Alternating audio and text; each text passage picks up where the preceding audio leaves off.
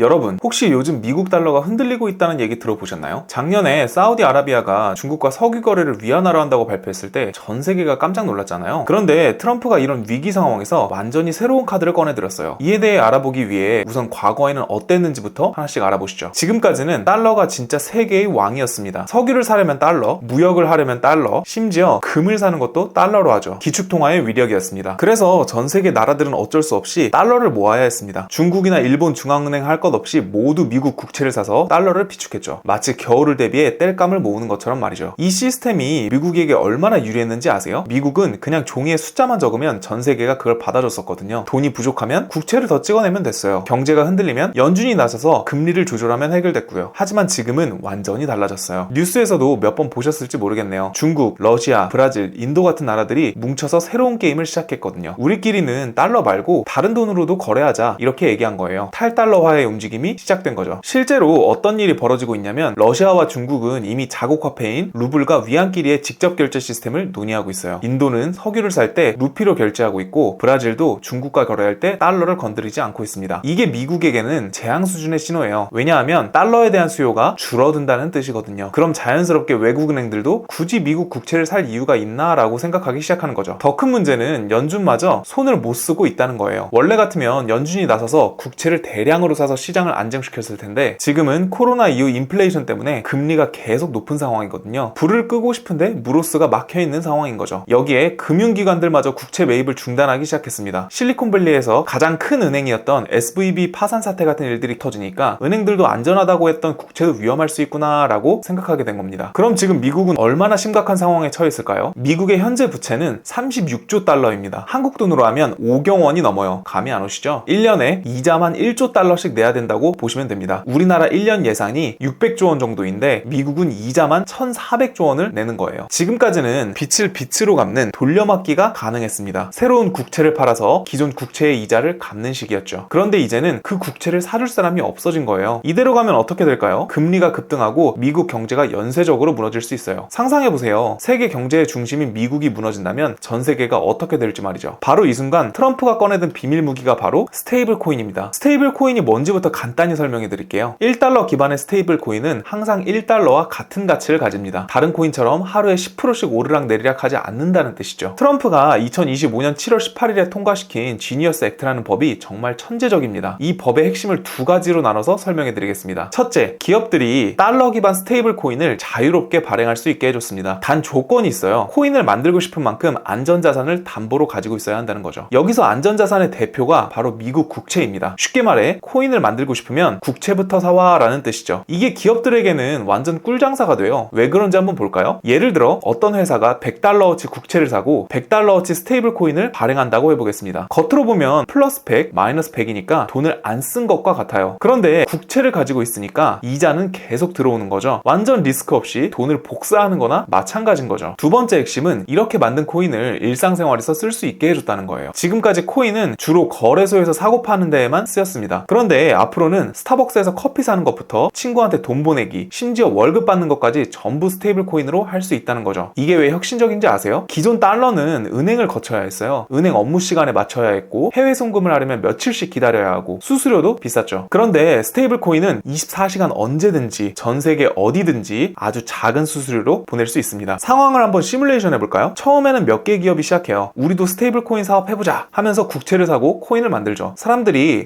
이거 편한데? 하면서 쓰기 시작합니다. 그럼 더 많은 코인이 필요해지겠죠? 기업들은 더 많이 만들어야겠다 하면서 국채를 더 사요. 다른 기업들도 우리도 이 사업 해야겠다 하면서 뛰어드는 거죠. 눈덩이처럼 불어나기 시작하는 겁니다. 코인 수요가 늘면 더 많은 국채를 사게 되고 더 많은 기업이 참여하고 더 많은 코인이 필요해지고 다시 더 많은 국채를 사게 되는 선순환 구조가 만들어집니다. 결국 전 세계 기업들이 미국 국채를 사고 싶어서 안달이 나는 상황이 오는 거죠. 미국 정부 입장에서는 이렇게 쉽게 빚을 해결할 수 있었구나 하는 거죠. 그럼 우리 일상에는 어떤 영향을 미칠까요? 전 세계 어디서든 달러는 유용합니다. 특히 경제가 불안한 나라에서는 자국 화폐보다 달러가 더 안전하다고 여겨지죠. 그런데 이제 그 달러가 훨씬 쓰기 편한 디지털 형태로 나온다면, 예를 들어 터키나 아르헨티나 같은 인플레이션이 심한 나라 사람들은 이미 달러를 선호합니다. 그런데 실물 달러는 구하기도 어렵고 보관도 불편하잖아요. 그런데 코인이라면 휴대폰 하나로 언제든지 달러를 안전하게 보관하고 사용할 수 있습니다. 이렇게 되면 개발도상국에서는 자국 통화 대신 미국 달러의 디지털 버전이 실질적인 화폐로 쓰일 수 있습니다. 미국은 정부가 직접 직접 나서지 않고도 민간 기업을 통해 달러를 전 세계에 침투시키는 도구를 확보하게 되는 거죠. 정말 정교한 전략입니다. 시장 수요가 줄어드니까 법으로 수요를 만들어내는 거니까요. 게다가 강제로 하는 것도 아니고 기업들이 돈을 벌기 위해 자발적으로 참여하게 만든 거죠. 하지만 이 전략이 미국에게 무조건 좋기만 한 건 아닙니다. 지금까지 화폐 발행은 정부와 중앙은행의 전유물이었습니다. 연준이 시중에 돈이 좀 부족하네, 좀 더 풀어야겠다 하면 금리를 내리고, 인플레이션이 심하네, 돈을 회수해야겠다 이러면 금리가 올랐죠. 그런데 이제는 민간 기업들이 화폐의 역할을 하는 코인을 만들 수가 있게 됐습니다. 연준이 통제할 수 없는 영역이 생기는 거죠. 더 큰 문제는 통화량이 계속해서 늘어날 수 있다는 겁니다. 기업들이 돈을 벌기 위해서 코인을 계속 찍어내면 결국 시중에 달러 성격의 돈이 넘쳐날 수 있어요. 그러면 유동성이 늘어나서 장기적으로 환율 변동성이 커질 수 있겠죠. 이런 변동성이 커지면 사람들은 어디로 갈까요? 변동성이 적은 안전자산을 찾아 떠나겠죠. 금 같은 전통적인 안전자산이나 아예 중앙은행 통제를 받지 않는 비트코인으로 몰릴 수도 있습니다. 하지만 지니어스 액트는 엄청난 전략임에는 틀림이 없습니다. 국채 수요를 확보하여 낮은 금리로 돈을 찍어내서 결국 달러 패권을 강화하는 정책이니까요. 이번 법의 본질은 단순한 암호화폐 혁신 지원이 아닙니다. 스테이블 코인을 합법적 결제 수단이자 달러의 패권을 유지하려는 법이죠. 달러는 이제 단순한 종이화폐를 넘어서 코인이라는 새로운 옷을 입고 전 세계로 퍼져나가려고 합니다. 디지털 시대에 알맞는 새로운 모습으로 말이죠. 달러의 진짜 꿈은 지금부터 시작일지도 모르겠습니다. 지금까지는 물리적 한계 때문에 달러가 도달할 수 없었던 곳까지 이제는 인터넷만 있으면 어디든 갈 수 있게 됐으니까요. 오늘의 얘기가 도움이 되셨다면 좋아요를, 앞으로도 도움이 되는 실질적인 얘기를 듣고 싶으시다면 구독을 눌러주세요. 여러분들이 원하시는 목표를 이루시길 진심으로 바라겠습니다. 머니에커스였습니다. 감사합니다.